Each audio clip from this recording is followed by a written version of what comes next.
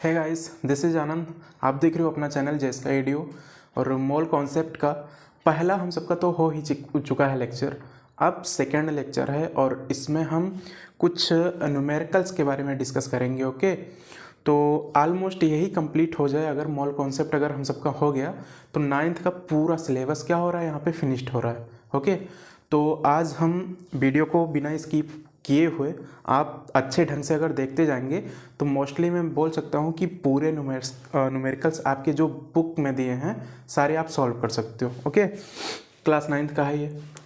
चलो, इस लेक्चर में हम मोल कॉन्सेप्ट में जानेंगे। लास्ट अगर आप पहला लेक्चर देखे होंगे तभी ये सेकंड में आएगा, सेकंड समझ में लेक्चर आएगा। ओके, अदरवाइज़ ये बिल्कुल उम्मीद मत करना कि ये समझ में आ जाएगा आपको। तो चलो हम स्टार्ट करते हैं सेकंड लेक्चर।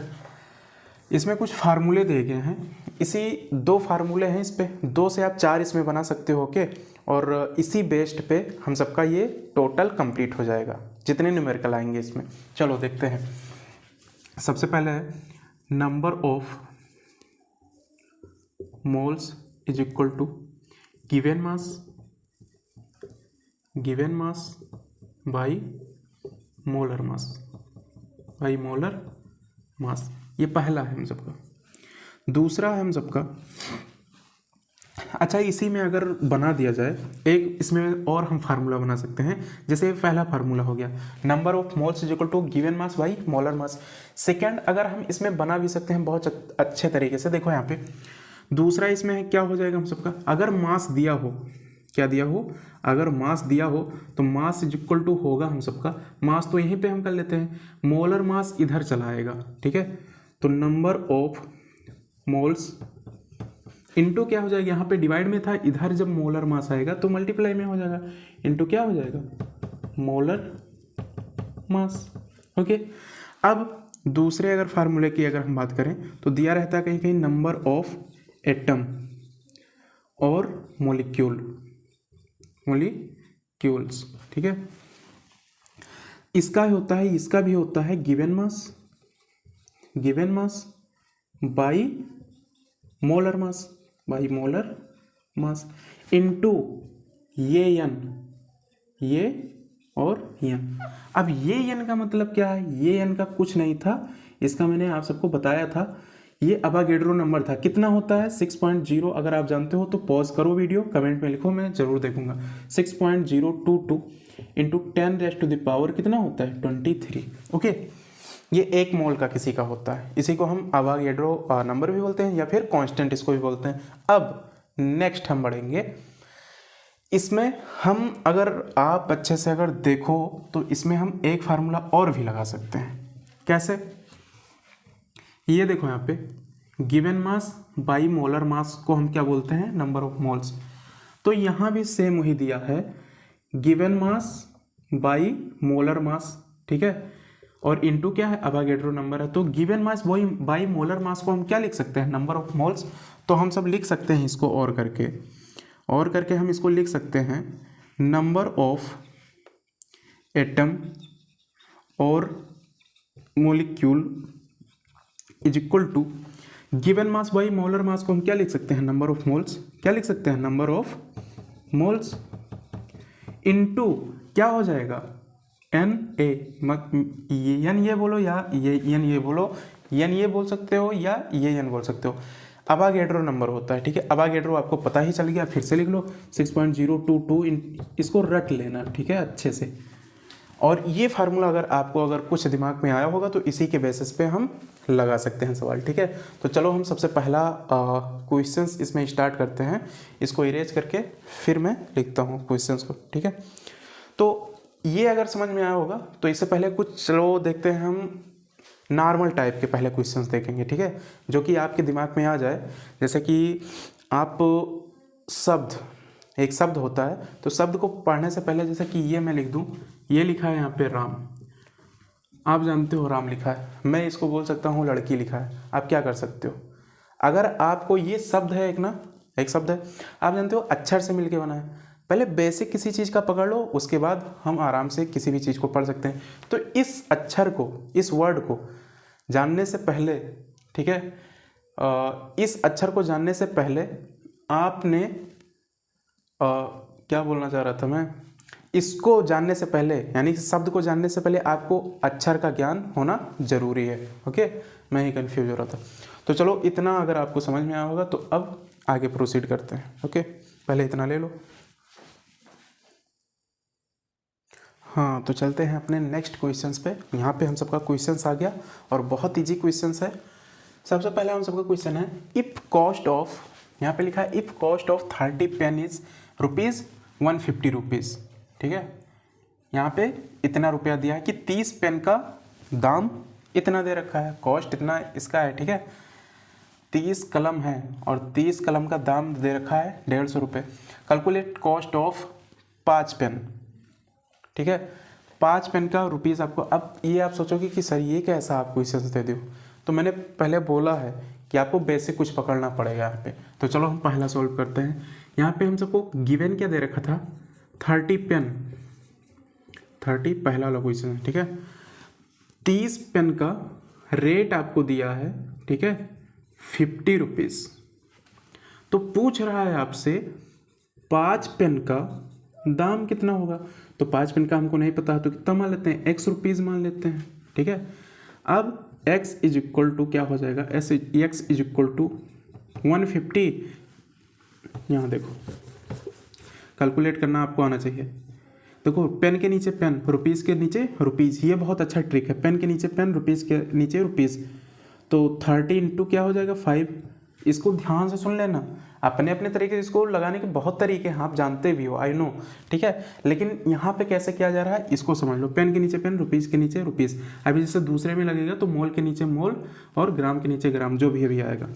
तो पेन के नीचे पेन, तो 30/5 और यहाँ पे कितना दे रखा था 150/x। और x इज इक्वल टू जब निकालेंगे तो 150 यहाँ पे है, ये अभी डिवाइड में था, इधर आ जाएगा 5 किस में हो जाएगा मल्टीप्लाई में। ये 30 इससे किस में था डिवाइड में था, ये नीचे आ जाएगा। अब देखो 0 से ये 0 कैंसिल, 3 1 जा 3, 3 5 जा 15।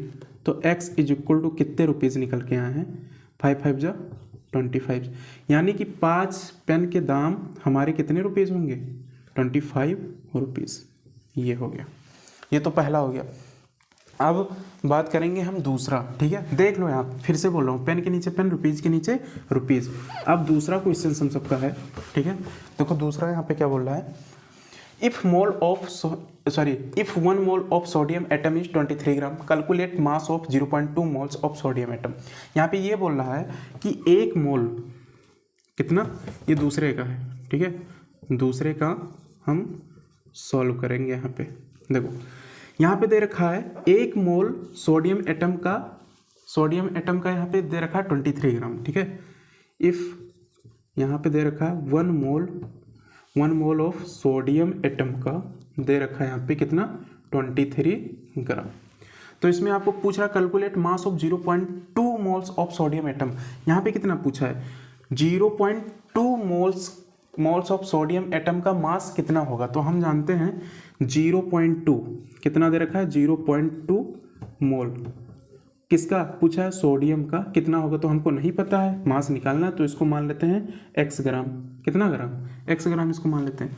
तो यहाँ पे देख लो, जैसे वहाँ पे रुपीज़ के नीचे रुपीज़ लिखा था और आगे जो भी आया था वहाँ पे, ठीक है, जैसे पेन के नीचे पेन लिखा था, रुपीज़ के नीचे रुपीज़ लिखा था, तो यहाँ भी देखो मैंने मोल के नीचे मोल और ग्राम के नीचे ग्राम हो गया।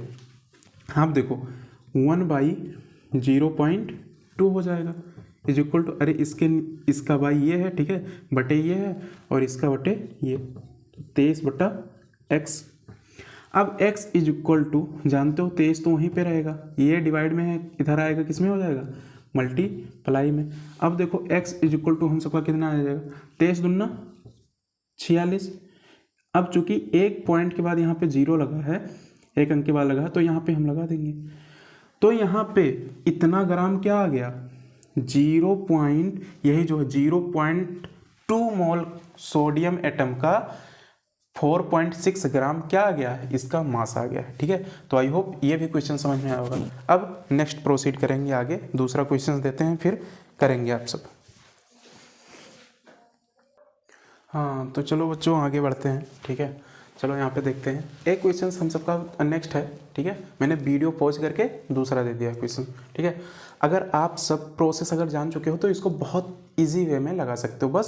बशर्ते आपको क्या है, क्वेश्चंस ध्यान से पढ़ लो, उसके बाद हम लगाना स्टार्ट करते हैं। तो देखो यहाँ पे क्या दे रखा है, कैलकुलेट मास ऑफ, यहाँ पे दे रखा है calculate mass of 0.8 moles of क्या चीज़। यहाँ पे ये गलती मत करना, जल्दी जल्दी में क्वेश्चन पढ़ लेते हो, लगाने के चक्कर में सोचते हैं ज़्यादा ओवर स्मार्ट बन जाएंगे, हम लगा के सर को दिखा देंगे। नहीं, हमको क्वेश्चंस बढ़िया से पढ़ना है। कुछ बच्चे ऐसे भी पढ़ जाते हैं, calculate mass of 0.8 moles of sodium atom, केवल N लिखा है, इसको हम सोडियम पढ़ गए, वहीं पे हम गलती कर गए। जानते सब कुछ हो, बशर्ते क्या है, आप कोई भी क्वेश्चंस पढ़ा करो तो बहुत अच्छे से देखा करो कि बोल क्या रहा है क्वेश्चन, लिखा क्या है क्वेश्चंस में। ओके, यहाँ पे दे रखा था calculate mass of 0.8 moles of N मतलब नाइट्रोजन एटम, ठीक है।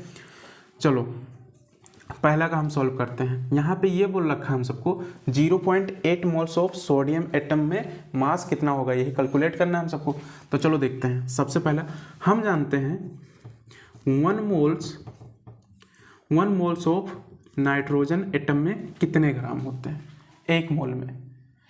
अच्छा, इसको अगर आप नहीं जानते हो ना तो आप ये जानो, नाइट्रोजन पहला अगर लेक्चर जानते होंगे तो तुरंत समझोगे। नाइट्रोजन कितने नंबर पे है, उसका एटॉमिक नंबर क्या है जी, 7। अगर मॉलिक्यूलर अगर मास की अगर बात करेंगे तो हम जानते हैं नाइट्रोजन का कितना हो जाएगा, 14 यूनिफाइड मास। ये तो मॉलिक्यूलर मास है, क्या है, मॉलिक्यूलर मास है। अगर मैं बात कर दूं मोलर मास का, तो मोलर मास में क्या हो जाता है, ये 40 unified mass into 6.022 into 6.022 into 10⁻23। लेकिन ये यहाँ पे इतना लंबा हमको मल्टीप्लाई करने की ज़रूरत नहीं। अगर मोलर मास अगर आपसे पूछा जाए अगर नाइट्रोजन का कितना होता है तो आप जानते हो 14 ग्राम हो जाएगा। यूनिफाइड मास को हम क्या कर सकते हैं, हटा के हम ग्राम लगा देते हैं, तो इतना हमको मल्टीप्लाई करने की ज़रूरत नहीं पड़ती, ये हम सबका तुरंत ये वैल्यू आ जाता है। अब ये इसमें बहुत एक्सपेरिमेंट किए गए हैं तब आया है, हम सब बस ऐसे ही बता देते हैं इसको। ओके, तो चलो आगे बढ़ते हैं। तो हम जान चुके हैं कि नाइट्रोजन का कितना ग्राम आया है, 14 ग्राम आया है, ठीक है, मोलर मास इसका। तो हम जानते हैं इसमें क्वेश्चंस में दे रखा था हम सबको कि 0.8 मोल्स ऑफ नाइट्रोजन एटम में कितना मास है यहाँ पे। तो 1 मोल ऑफ नाइट्रोजन एटम में हम जानते हैं कितना होता है, 14 ग्राम। यहाँ पे हमको दिया कितना था, 0.8 मोल में कितना यहाँ पे होगा, तो हम नहीं जानते हैं, तो हम मान लेते हैं x ग्राम। अब देखो, मोल के नीचे मोल, ग्राम के नीचे ग्राम, इसीलिए मैंने पहला वाला वो पेन वाला एग्जांपल दे दिया हूँ। पेन के नीचे पेन, रुपीज़ के नीचे रुपीज़, ठीक है। उसी प्रकार से देखो चल भी रहा है, सोडियम मोल के नीचे मोल, ग्राम के नीचे ग्राम।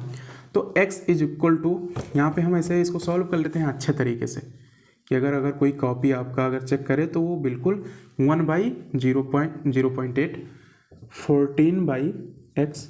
अगर हम को अगर इसमें ज़्यादा अच्छे से मार्क लाना है तो हम बाकायदा एक चीज़ लिख भी सकते हैं इसको। Okay, x is equal to कितना हो जाएगा, 14 इंटू डिवाइड में था, मल्टीप्लाई में हो जाएगा 0.8। अब 14 कितना होता है, 14 112, ठीक है। तो 112 हो जाएगा। इसमें एक अंक बाद यहाँ पे पॉइंट लगा, तो हम क्या लगा देंगे, यहाँ पे पॉइंट लगा देंगे। तो ये क्या हो जाएगा, 11.2 ग्राम।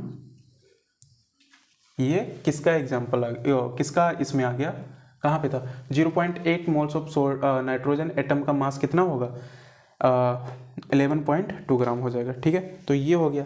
अब अगर आपको ये समझ में आया हो तो अब आगे बढ़ते हैं हम सब। है कुछ भी नहीं, आपको मोल कॉन्सेप्ट देखो कितना इजी है आपका, ठीक। Calculate mass of 0.4 moles of oxygen atom, ठीक है। तो 0.8 मोल्स ऑफ ऑक्सीजन एटम को बोला है, तो आप जानते हो सबसे पहले 1 मोल ऑफ ऑक्सीजन एटम में आप जानते हो कितने ग्राम होते हैं, 1 मोल ऑफ ऑक्सीजन एटम में कितने होते हैं। तो ऑक्सीजन में आप जानते हो मॉलिक्यूलर अगर मास की अगर बात होगी, ठीक है, मोलर नहीं बोल रहा हूँ, मॉलिक्यूलर, तो आप बोलोगे 16 यूनिफाइड मास। लेकिन यहाँ पे मोल की बात क्या है, यानी कि मोलिकुलर इसका मास निकालना है, तो यू को हटा के हम क्या लगा देते हैं, ग्राम। ठीक है, तो 1 मोल ऑफ ऑक्सीजन एटम में हम जानते हैं 16 ग्राम होता है, और पूछा कितना था, 0.4 मोल्स का पूछा था ऑफ ऑक्सीजन एटम में कितने होते हैं, तो हम जानते हैं कितने होते हैं, सॉरी अभी नहीं जानते हैं, तो इसको हम x ग्राम लिख देते हैं। अब x इज इक्वल टू, हम सबका आंसर कितना आ जाएगा, देखेंगे यहाँ पे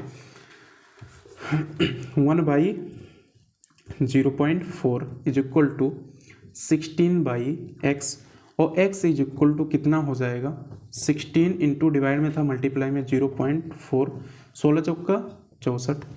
ठीक है, कितना आ जाएगा 16 चौका, तो x की वैल्यू कितना आ गया, 16 चौका कितना होता है जी, 64 होता है। अरे 6 चौक 24, कैलकुलेशन मेरी भी बहुत वीक है यार।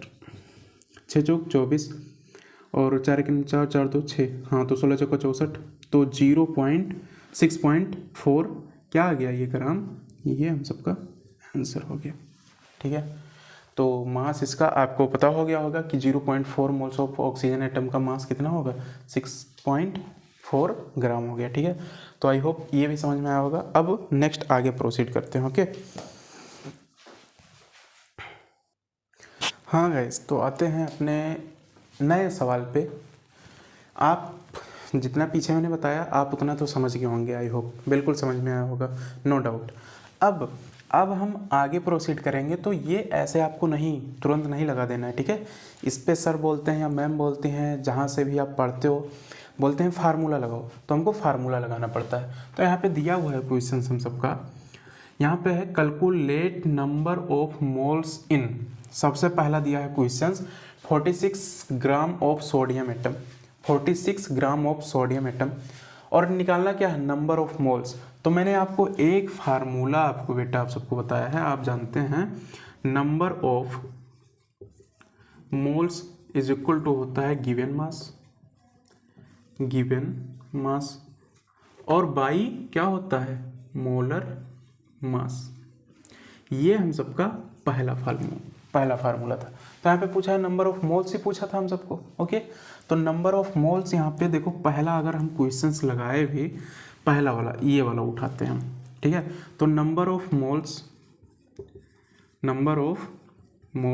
Is equal to given mass, कितना दे रखा है जी हमको, गिवन मास किसका, मोल्स का, कितना 46 ग्राम, गिवन मास हमको दे रखा है 46 ग्राम, और बाई मोलर मास है, तो हम जानते हैं किसका, सोडियम एटम का मोलर मास क्या होगा। ठीक है, तो मोलर मास हम जानते हैं 23 ग्राम होगा। मोलिकुलर नहीं पूछ रहा है, मोलर पूछ रहा है। ठीक है, तो ये 23 एकम 23, 23 दूना 46, तो कितना आ जाएगा, 2 ग्राम आ जाएगा।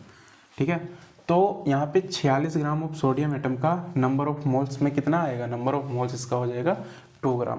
तो ये पहला क्वेश्चन हुआ। इसी प्रकार से हम दूसरा करेंगे, तो दूसरा जब हम करेंगे तो नंबर ऑफ मोल्स, यही तो है हम सबका, number of moles is equal to क्या होगा, given mass by molar mass. तो गिवन नंबर ऑफ मोल्स हमको यही निकालना है, और दूसरा क्या दे रखा है, 2 पॉइंट, गिवन मास कितना दे रखा है, लेकिन मोल्स में बात हो रही है। ठीक है, तो 2.3 ग्राम बाई, अब ग्राम लिखो या ना लिखो आपकी मर्जी। ठीक है, 2.3 इसका मास दे रखा है 2.3 ग्राम, और आप जानते हो सोडियम का कितना होगा, 23 ग्राम होता है। ठीक है, तो ये यहाँ पे अगर पॉइंट को हटाएंगे तो यहाँ पे क्या हो जाएगा, बढ़ जाएगा। ठीक है, या फिर आप डायरेक्ट ऐसे ही कर सकते हो, डायरेक्ट यहाँ पे अगर 0 पॉइंट अगर यहाँ पे 2 था, सॉरी 2.3 था यहाँ पे, तो 23 एकम 23, और यहाँ भी क्या हो जाएगा 23 एकम 23, तो एक, अच्छा चलो ऐसे ही कर लेते हैं। अगर मान लेते हैं यहाँ पे दिया था 2.3, और हम जानते हैं गिवन मास 2.3 दे रखा था, मोलर मास कितना होता है 23 होता है, तो इसको हटाएंगे तो यहाँ पे एक 0 आ जाएगा, तो 23 एकम 23, और यहाँ पे कितना हो जाएगा 23 एकम 23, और ये 0 हो जाएगा यहाँ पे, तो यहाँ पे आएगा कितना 1/10। अब 10 से 1 में आप क्या कर लोगे, डिवाइड कर लोगे, तो 0 पॉइंट लगाएंगे यहाँ पे 10 एकम 10, तो कितना आ जाएगा 0.1 आ जाएगा हम सबका। ठीक है, ग्राम, यही क्या हो जाएगा हम सबका आंसर हो जाएगा। अगर तीसरे में अगर हम बात करें तीसरे क्वेश्चन का, तो तीसरे क्वेश्चन में गिवन मास कितना दे रखा है 7.2। क्या निकालना था 7.2 ग्राम ऑफ कार्बन एटम। अब यहाँ पे देखना नाइट्रोजन वाला मत ठोक देना। तो 7.2 अगर ग्राम है, इसमें 7.2 ग्राम हमको दिया है, गिवन दिया है। कार्बन एटम में हम जानते हैं कितना होता है 12 होता है, तो 12 के नाम 12 12 6 72, तो 0.6। आप डायरेक्ट ऐसे कर सकते हो 0.6 ग्राम। अब ऐसे ही आप निकाल सकते हो, ठीक है। चौथे की अगर बात करेंगे तो चौथा क्या दिया है 2.2 ग्राम दिया है ऑफ कार्बन डाइऑक्साइड। अब कार्बन डाइऑक्साइड थोड़ा सा सोचने पे आपको वो मजबूर करेगा कि अब कार्बन डाइऑक्साइड हम कैसे निकालेंगे। तो कार्बन डाइऑक्साइड निकालने के लिए हम सबसे पहले ये करेंगे, इसका मोलिकुलर मास क्या होता है अभी अगर आपको नहीं भी पता तो चलो कैसे निकालते हैं देखते हैं। सी है, वो 2 है, कार्बन डाइऑक्साइड है। आप जानते हो इसका मोलिकुलर मास कितना होता है, इसका मास कितना होगा कार्बन का, इसका आप बोलोगे कि सर 12 होगा, ठीक है। प्लस ऑक्सीजन का कितना होता है 16 होता है, इनटू क्या दे रखा है 2 दे रखा है। तो यहाँ पे 16 दूना 32, 32 10, 32 10 कितना हो जाएगा 42, 42 2 44। तो कितना आ गया है 44 यूनिफाइड मास। ये तो मोलिकुलर मास निकला। लेकिन अगर मोलर मास की अगर मैं बात करूंगा तो इस यू को हटा के हम ग्राम लगा देंगे तो हम सबका ये मोलर मास निकल जाएगा। तो यहाँ पे चौथा क्वेश्चन दे रखा था 2.2 ग्राम ऑफ कार्बन डाइऑक्साइड, ठीक है। तो गिवन मास इतना दे रखा है 2.2, ठीक है, ग्राम।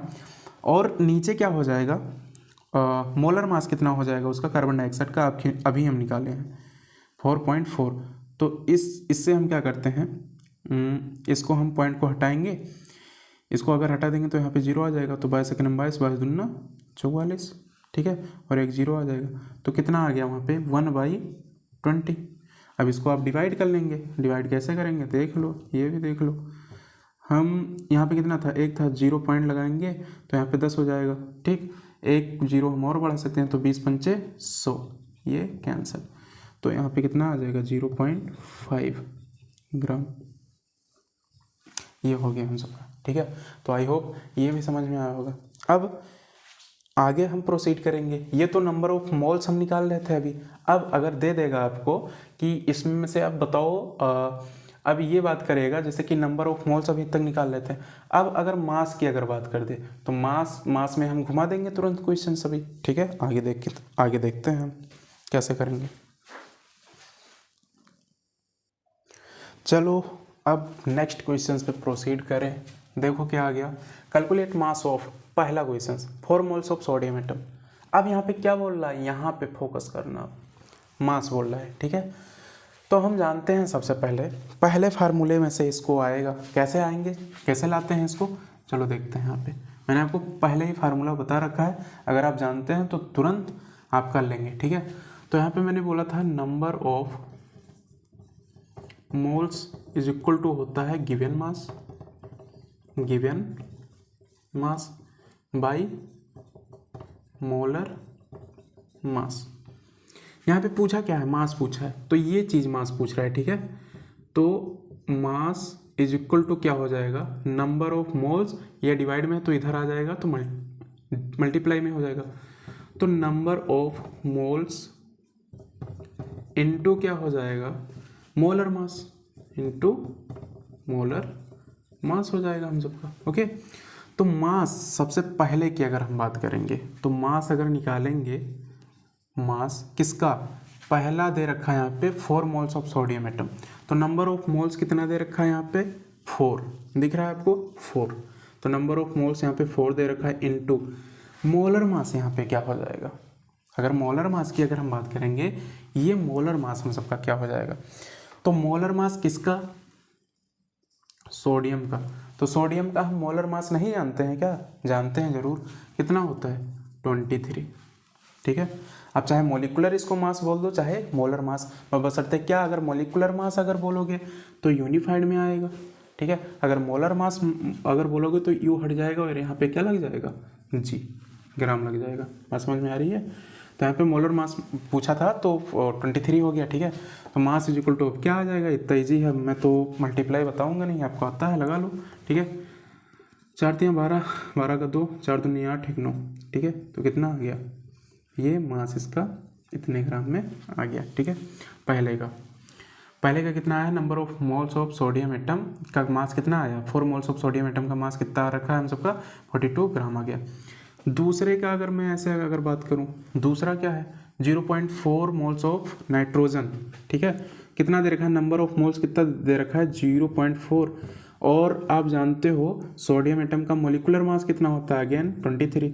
फिर आप इससे क्या करोगे, मल्टीप्लाई कर दो, तो 4 कितना हो जाएगा, 4 12। ठीक है, और फिर क्या हो जाएगा, 4 12, 4 दूनी 8, 1 9। तो फिर एक अंक बाद यहाँ पे लगा दशमलव, यहाँ भी लगा देंगे तो 9.2 हो जाएगा।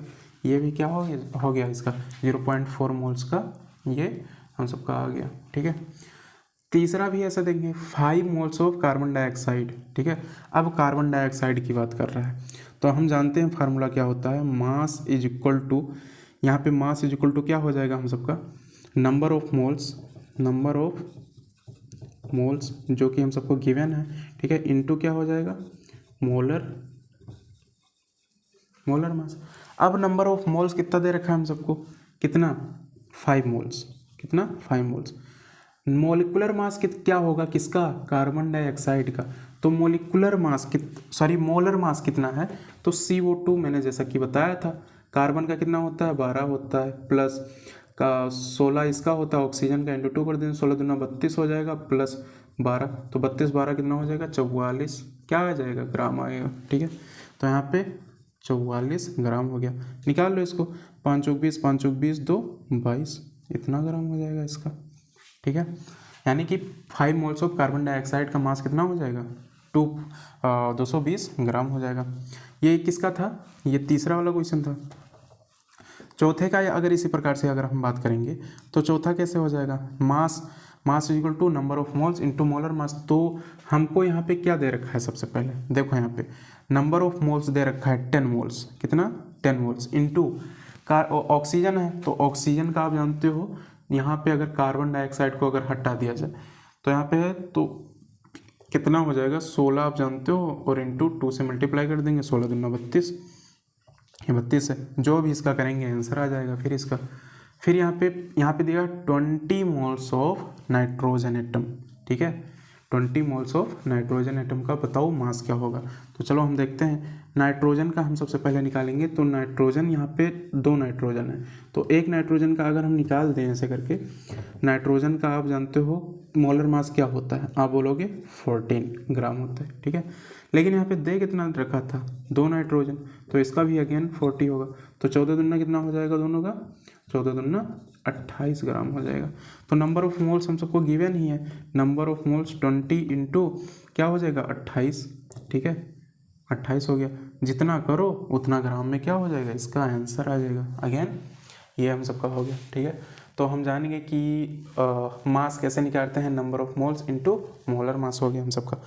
अब ऐसे हम क्या करेंगे, आगे हम प्रोसीड करेंगे। ओके, तो चलो अब एक और इसमें बच रहा है। ठीक है, नंबर ऑफ एटम्स या फिर number of moles molecules is equal to क्या, अब उसमें आएगा given mass by molar mass into Avogadro number. ठीक है, तो चलो उसको भी हम करेंगे। ठीक, चलो एक क्वेश्चन और बचा है, इसमें आगे बढ़ते हैं। यहाँ पे दिया है कैलकुलेट नंबर ऑफ एटम्स या फिर मॉलिक्यूल्स, क्या होता है। यहाँ पे सबसे पहला हम सबका क्वेश्चन देगा 2.3 gram of sodium atom. 2.3 gram of sodium atom में हम सबको बताना है कैलकुलेट नंबर ऑफ एटम्स या फिर इसमें मॉलिक्यूल करना है। क्या आप देखेंगे इसमें ये नंबर ऑफ बताओ मॉलिक्यूल है या फिर एटम है, डायरेक्ट दे रखा है एटम है यार। अगर सोडियम की अगर बात कर रहे हैं तो सोडियम तो एटम ही रहेगा ना। हाँ, अगर हम बात करते हैं NaCl सोडियम क्लोराइड, ठीक है, तो ये बात इसमें हो जाएगा, ये मॉलिक्यूल हम सबका होगा। बात समझ में आ रही है। अब देखो इसमें हम करेंगे तो 2.3 ग्राम ऑफ सोडियम एटम की अगर बात हो रही है तो इसमें हमको बताना है नंबर ऑफ एटम क्या है इसका। तो चलो लगाते हैं इसको। तो इसको लगाने के लिए मैंने आपको एक फार्मूला बताया है, शायद आपको याद हो। मैंने बताया है नंबर ऑफ एटम या फिर मॉलिक्यूल इज इक्वल टू क्या होता है, given mass by molar mass into ये एन यानी अवागेड्रो नंबर, ठीक है, ये होता है। तो हमको दे ही रखा है डायरेक्ट नंबर ऑफ, यहाँ पे बताया क्या है, calculate number of atoms, number of atom is equal to, हमको दे रखा है। तो यहाँ पे नंबर ऑफ किसका एटम है, यहाँ पे हमको किसका दे रखा है, सोडियम का। तो number of sodium atom is equal to given mass, कितना दे रखा है हम सबको, 2.3 ग्राम, ठीक है, 2.3 ग्राम दे रखा था। मोलर मास कितना होता है सोडियम का, मोलर मास आप जानते हो कितना होता है सोडियम का, 23 ग्राम होता है, ठीक है, इनटू ये एन का मतलब क्या होता है जी, अवागेड्रो नंबर हम जानते हैं 6.022 इंटू 10⁻23, ठीक है। तो इसको कैंसिल आउट करो, इस पॉइंट को अगर हटाओगे तो यहाँ पे क्या आएगा, 0 आएगा। तो 23 सेकेंड में 23 और 23 सेकेंड में यहाँ भी क्या हो जाएगा 23 और एक 0 था, इसको हम यहाँ पे सेम कॉपी हो जाएगा। तो 1/10 और 1/10 इंटू यहाँ पे क्या हो जाएगा 6.022 इंटू 10⁻23, ओके। तो अब यहाँ पे हम देखेंगे, ये यहाँ पे अभी पॉजिटिव में है, उधर जाएगा तो निगेटिव में हो जाएगा। तो 23 था तो एक माइनस हो जाएगा, तो कितना बचेगा 22। तो 6.022 इंटू 10⁻20 के क्या हो जाएगा, 23 में से एक यहाँ पे माइनस हो जाएगा, तो क्या हो जाएगा 22 सोडियम एटम आ गया, ठीक है। ये हम सबका क्या हो गया, ये आंसर हम सबका आ गया, ये क्या है आंसर। तो उम्मीद करता हूँ कि आपको समझ में आया होगा, ठीक है। और आई होप आपको ये ब्लर दिख रहा था क्यों आज, तभी तो सोचूं इतना बढ़िया से दिख क्यों नहीं रहा है, ज़्यादा ब्लर कुछ दिख रहा था, ऐसा लग रहा था कि मैंने पट्टी बांध रखा था। चलो, तो आई होप आपको इतना अच्छे से समझ में आया होगा और मिलते हैं नेक्स्ट वीडियो में। और हाँ, एक बात तो बताना भूल ही गया, क्लास 9th का सारा सिलेबस अब ख़त्म हो रहा है, बस 1-2 टॉपिक कुछ मिसिंग हुआ है मेरे गलती से, जो कि डाइवर्सिटी इन लिविंग ऑर्गेनिज्म था। उसमें में से नंबर ऑफ हार्ट्स चैम्बर अलग अलग ऑर्गेनिज्म में कितने होते हैं ये बताना भूल गया था। और इसमें जैसे काइनेमेटिकल इक्वेशन मैंने बताया था आप सबको, तो काइनेमेटिकल इक्वेशन में आप सब कुछ ड्राइव किए थे, जैसे क्या क्या था उसमें, V = U + AT, ठीक है। दूसरा क्या था, S = UT + ½ AT²। तीसरा क्या था, B² = U² + 2AS, ठीक है, यही सब था। तो इसको मैंने काइनेमेटिकल इक्वेशन में तो बताया तो था, लेकिन एक चीज़ और था इसमें से, एक ग्राफ सिस्टम ये बताना मैं भूल गया था। तो ग्राफ वाला कैसे बनता है आने वाले वीडियो में हम तुरंत बना देंगे। 3 ही काइनेमेटिकल इक्वेशन है, कोई ज़्यादा तो बड़ी बात है नहीं, ठीक है, ये भी हो जाएगा। फिर गाइस आप सबके लिए गुड न्यूज़ है, आप क्लास 10th में आप जा रहे हो, ठीक है, ऑलमोस्ट चले भी गए होंगे। अब क्लास 10th का बिल्कुल मस्त से टॉपिक बनेगा आपका, एक एक चीज़ों का, फिजिक्स, केमिस्ट्री, बायोलॉजी, ठीक है। तो आई होप जितना अच्छे से आप अच्छे तरीके से बिना स्किप किए हुए अगर वीडियो को अगर देखे होंगे, तो क्लास 9th में से अगर ओवरऑल अगर बात किया जाए तो आपने इसमें से कुछ ना कुछ फ़ायदा तो ज़रूर निकाला होगा, इतना तो मैं श्योर बोल सकता हूँ, ठीक है। तो चलो मिलते हैं नेक्स्ट लेक्चर में, see you next time, bye bye.